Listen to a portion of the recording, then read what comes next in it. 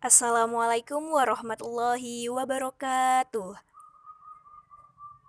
Terima kasih sebelumnya kepada dosen pengampu mata kuliah Biologi Umum, Ibu Dr. Dewi Murni MSI yang telah memberikan kami kelompok 6 kesempatan untuk menjelaskan apa itu replikasi DNA. Sebelumnya izin memperkenalkan diri, nama saya Jessica Amelda sebagai pembicara pertama. Oke teman-teman, sebelum membahas apa itu replikasi DNA, di sini ada beberapa yang akan diulang nih mengenai materi sebelumnya. Nah, yang kita tahu, dalam satu sel tubuh kita memiliki 46 kromosom di dalam nukleusnya. Nah, setiap kromosom disusun atas satu heliks ganda yang panjang. Nah, jika di total ada sekitar 6 miliar pasangan basa dalam tubuh manusia loh. Dan yang perlu kalian tahu, satu sel tersebut hanya membutuhkan waktu beberapa jam saja untuk menyalin DNA-nya. Nah, tingkat kesalahannya itu berkisar 1:10 miliar nukleotida saja loh. Ih, keren banget. Jadi, cekatan gitu ya, bisa dibilang. Tapi, replikasi DNA itu apa sih? Jadi, replikasi DNA pengertian secara singkatnya itu adalah proses penggandaan DNA yang semula satu DNA menjadi dua DNA yang identik. Awalnya, ikatan hidrogen yang menghubungkan basa-basa double helix DNA akan diputus. Kemudian, kedua rantai membuka dan memisah. Setiap rantai yang telah berpisah kemudian berperan sebagai cetakan untuk pembentukan basa komplementernya yang baru. Nah, sehingga pada akhirnya terbentuklah dua DNA yang memiliki susunan basa yang identik. Oke, selanjutnya ada model replikasi DNA. Di sini ada model konservatif, model semi-konservatif, dan model dispersif. Di mana dari tiga model tadi, itu tuh memiliki pengertian dan implementasi yang berbeda. Yang pertama, kita bahas satu-satu ya. Yang pertama ada model konservatif, di mana dalam model ini double helix yang lama tidak memisah dan langsung membentuk double helix yang baru. Selanjutnya ada semi-konservatif, di mana kedua untai molekul induk DNA memisah dan masing-masing berfungsi sebagai cetakan untuk sintesis untai baru yang komplementer. Dan yang terakhir ada model dispersif, di mana setiap untai pada kedua molekul anakan DNA mengandung campuran DNA sintesis yang lama dan yang baru. Dalam pembahasan ini ada istilah-istilah nih. Yang pertama ada istilah induk DNA, mana artinya adalah DNA lama yang bereplikasi. Selain itu ada juga yang namanya anakan DNA, di mana artinya DNA baru yang terbentuk dari hasil replikasi. Dari model-model yang sudah kita tahu, model mana sih yang sebenarnya yang sudah teruji? Jadi gini teman-teman, model yang sudah teruji menurut penelitian Methel Messelson dan Franklin Stahl menyatakan bahwa mendukung model semi-konservatif seperti yang diprediksi oleh penemu helix DNA, yaitu James Watson dan Francis Crick. Jadi mereka ini mendukung bahwa model yang sudah teruji adalah model semi-konservatif. Untuk selanjutnya, proses replikasi DNA akan dijelaskan lebih lanjut oleh teman saya, Emma Filmanda. Baik, saya Emma Filmanda akan menjelaskan penjelasan selanjutnya. DNA merupakan molekul yang terdiri dari dua untaian saling berpilin dan berputar-putar satu sama lain dalam bentuk heliks ganda.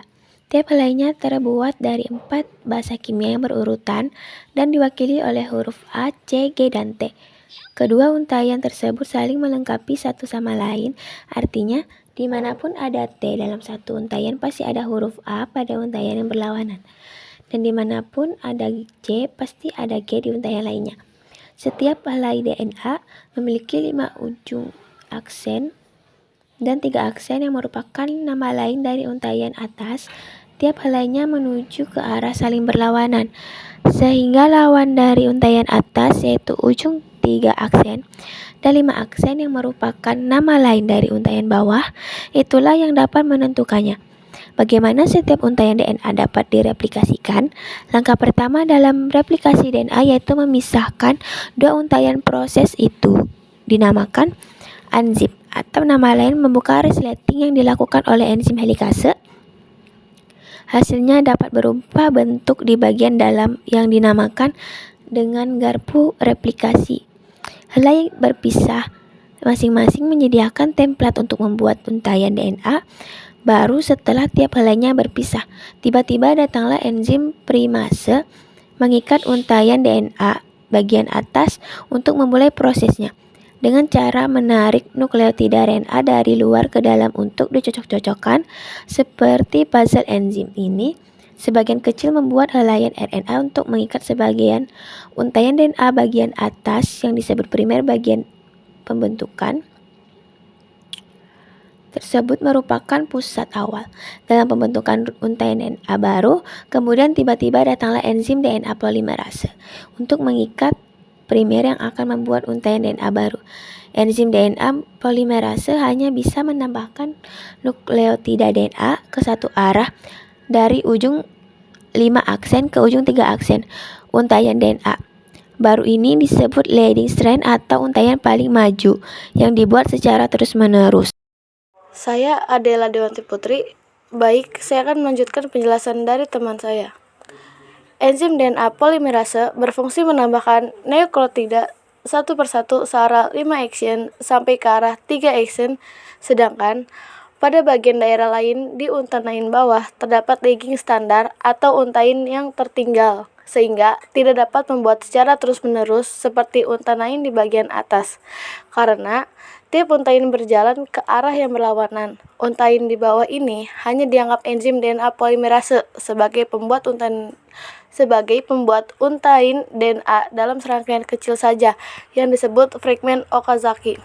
Setiap dari fragmen tersebut dimulai dengan pembentukan RNA primer oleh enzim primase. Kemudian enzim DNA polimerase akan menambahkan nukleotida DNA dari luar mengikat DNA induk bagian bawah dari arah 5 aksen ke arah 3 aksen. Selanjutnya, enzim primase akan menambahkan RNA primer kembali dengan jarak yang lebih jauh di daerah lagging standar.